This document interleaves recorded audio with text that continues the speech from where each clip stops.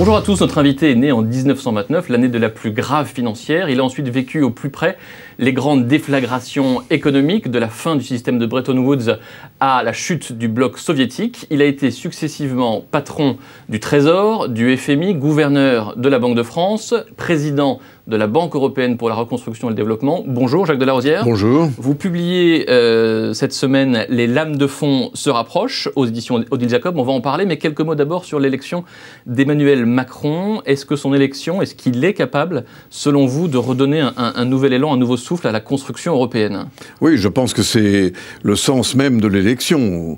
C'est d'avoir un homme qui est capable de renouer le dialogue avec les Européens et de relancer le projet européen.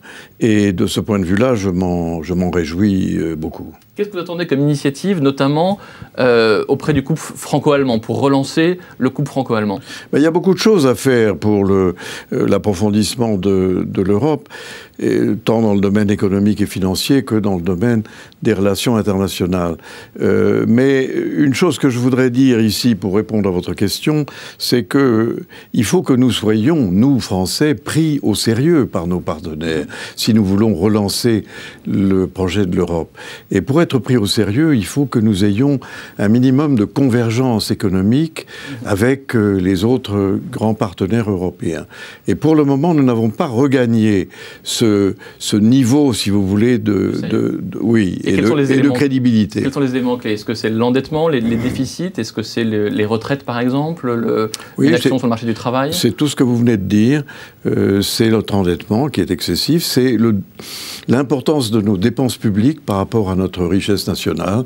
On dépense public 57% par an du produit intérieur brut, alors que les Allemands, c'est 44%, la moyenne européenne, c'est autour de 50%. Donc nous avons 7 à 8 à 9 points de PIB d'excès d'endettement public. Et alors, c'est pas que ça me gêne en tant qu'économiste, mais ça fait que le poids des impôts, de la fiscalité, de la parafiscalité, des contributions sociales est beaucoup plus élevé en France qu'il ne l'est dans un pays comme l'Allemagne. Et nous avons en France à peu près 45% de prélèvements obligatoires par rapport au PIB, toujours, et les Allemands 37%. Et ce sont ces différences de 7, 8, 9, 10 points de PIB qui obèrent la compétitivité des entreprises françaises. Et donc je pense que nous avons une grande chance avec M. Macron de réduire cet écart dans le poids de la dépense publique et donc les écarts dans les contributions que doivent payer les entreprises pour financer ces régimes sociaux et autres. Et c'est seulement si on arrive à réduire le poids des contributions sociales et parafiscales et fiscales qui pèsent sur les entreprises et donc sur le travail et donc sur le recrutement des jeunes. C'est seulement si on arrive à faire ça que le projet, si vous voulez, franco-allemand et européen prend son sens. D'accord. Les lames de fond que vous évoquez dans votre ouvrage, quelles sont-elles? Ce sont quoi ces lames de fond effectivement qui se rapprochent et qui menacent effectivement les démocraties, même, c'est ce que vous... Tout à fait, qui menacent les démocraties et qui font craquer les équilibres institutionnels sur lesquels nous avions l'habitude de vivre. Alors, je vais vous en citer quelques-unes. Il y a d'abord le vieillissement démographique, qui est considérable et qui fait que, alors qu'en 1980, on avait à peu près 5 actifs pour un pensionné, aujourd'hui, on a 1 actif, 8 pour un pensionné. Et donc, il n'est plus possible de demander des cotisations qui, quand on en avait 5, on pouvait se permettre des cotisations de l'ordre de 12%, et on arrivait à assurer à peu près 50%, si vous voulez, à un pensionné de sa vie active, de ses revenus actifs. Maintenant, on ne le peut plus, parce qu'on n'a plus que 1 et quelque chose d'un actif devant soi. Et donc, il faut faire des choses que font d'ailleurs tous nos voisins, et qui consistent à reculer l'âge de la retraite à 65 ans. Et donc, c'est, voilà, un type. Mais il y a d'autres lames de fond. Il y a, par exemple, l'inégalité croissante à l'intérieur de nos sociétés, due en grande partie au phénomène de la mondialisation. Alors j'explique ça dans le livre. Il y a aussi la financiarisation du système. Depuis les années 70, les pays, les économies, les individus, les sociétés arrivent à s'en sortir en s'endettant. Mais au début, c'est agréable et on peut le faire. Mais il y a un moment où on est rattrapé par la dette. Et aujourd'hui, on est rattrapé par la dette. On va y revenir, mais un mot d'abord sur la mondialisation. On a bien vu effectivement que c'était un clivage important au cours de la campagne française entre ceux qui promouvaient une économie ouverte sur le monde et ceux qui défendaient davantage de protectionnisme. La grande question, c'est comment est-ce qu'on répond aussi aux victimes de la mondialisation, qui ont exprimé une colère effectivement pendant cette élection. Comment est-ce qu'on fait pour s'attaquer à ces inégalités-là et donner un avenir à ceux qui sont pour l'instant exclus de cette mondialisation? Oui, alors j'évoque ce sujet qui est absolument capital, parce que si nous continuons à avoir 10% de chômage alors que nos voisins ont 4 ou 5, la protestation qui a été manifestée par le corps électoral cette fois-ci va devenir irrépressible. Et donc, maintenant, c'est un peu la dernière chance. Est-ce qu'on va rester à 10% de chômage ou est-ce qu'on va arriver à 5%, c'est-à-dire au plein emploi? Et à mon avis, si on veut vraiment être au plein emploi, il faut donner une chance aux jeunes. Et il ne faut pas simplement protéger par un système social très, je dirais, très avantageux et très généreux. Il ne faut pas seulement avantager les gens qui ont un emploi, qui ont une sécurité. Il faut ouvrir la porte aux gens qui n'en ont pas. Ça veut dire des contrats de travail plus flexibles, ça veut dire... Oui, des contrats de travail plus flexibles, une qualification professionnelle qu'il faut créer. Parce que tous ces 24% de jeunes qui sont en chômage, ils sont en grande partie non qualifiés. Et donc, il faut les qualifier. Et il faut aussi que les entreprises, qui sont les seules à pouvoir recruter en France, ce n'est pas l'État qui recrute, il faut que les entreprises ne soient pas grevées par un boulet au pied qui est 2 fois plus de cotisations et de charges sociales par rapport à leurs voisines. Et donc, c'est tout ça qu'il faut faire. Et à mon avis, c'est le grand défi, si vous voulez, du nouveau président de la République. Financiarisation de l'économie maintenant. Effectivement, la France a une dette qui fait plus de 2000 milliards d'euros. Comment est-ce qu'on fait pour s'attaquer à cet endettement, effectivement, sans non plus casser, effectivement, l'économie française? Non, on peut le faire. Des démocraties comme le Canada, la Finlande, la Suède l'ont fait dans le passé. Et il faut maintenant commencer par stabiliser notre endettement, alors que notre endettement continue d'augmenter. Il faut le savoir, ça, depuis 10 ans, chaque année, le budget comprend une augmentation de la dépense publique qui fait que l'endettement s'accroît. Et donc, il faut casser ça.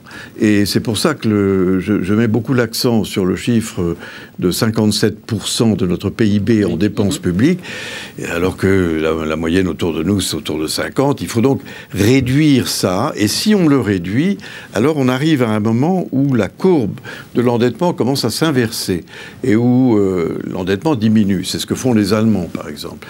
Et je pense que, étant donné notre endettement, qui est en effet de l'ordre de 100% de notre produit intérieur brut, à 2000 milliards, étant donné l'importance de cet endettement, il faut commencer par le stabiliser, puis le réduire.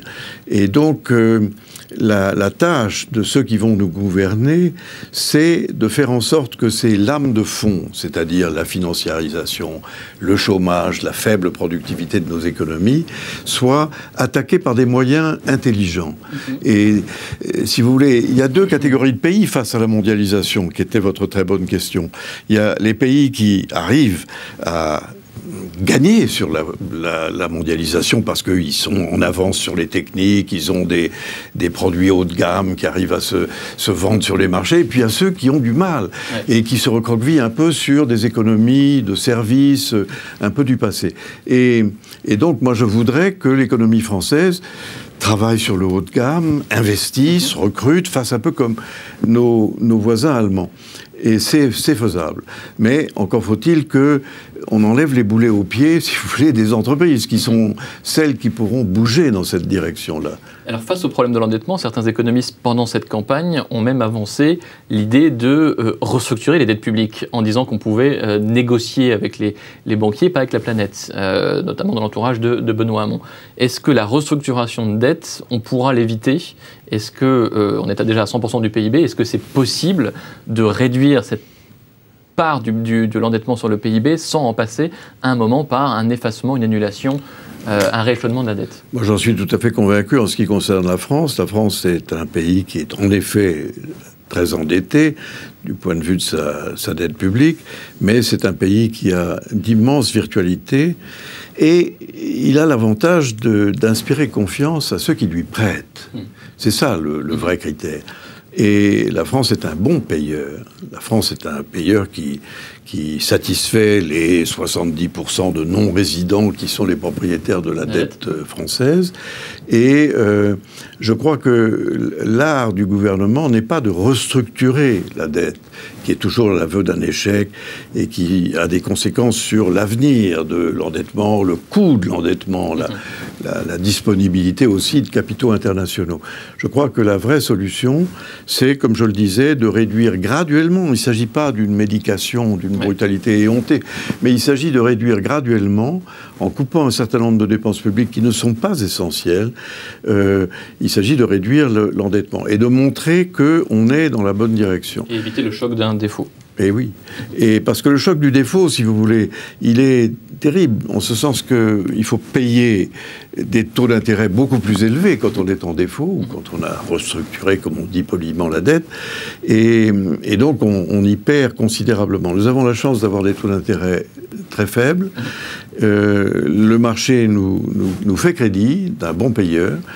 Et je crois que la vraie solution, c'est de prendre les fonctions qui sont aujourd'hui trop dispendieuses et de les réduire intelligemment en substituant à cette économie, je dirais, d'endettement et d'excès de facilité, une économie plus dirigée vers l'investissement, la productivité, le développement de la qualité des qualifications professionnelles et tout ça. Moi, je trouve que c'est exaltant comme tâche. Voilà. Merci beaucoup, ce sera le mot de la fin. Merci beaucoup.